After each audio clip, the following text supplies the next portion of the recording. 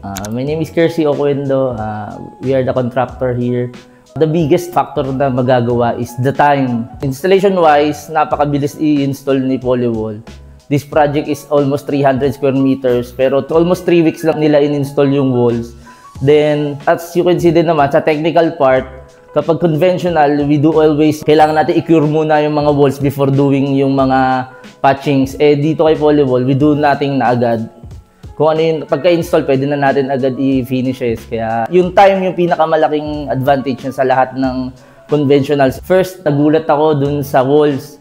Kasi we're doing this last time during summers. Mainit talaga. Ngayon, nung hinahawakan ko si wall, yung heat resistance niya talaga, masasabi mo na nandun kasi hindi nagpe-penetrate yung heat. Ngayon, even ibagsak natin or what, hindi siya masisira. Meron nga mga of our clients right now is, they say na sobrang gaan or just like light material. When it's completely installed na, kahit paluin mo or what, hindi ka makakaramdam ng vibration. Kaya yung sa durability, once na-installed, goods na talaga siya. As contractor, nagsisave siya ng time. Pangalawa, it save more money kasi wala nang plastering, wala nang curing, wala nang kahit ano. Just Polywall, then final coat na tayo.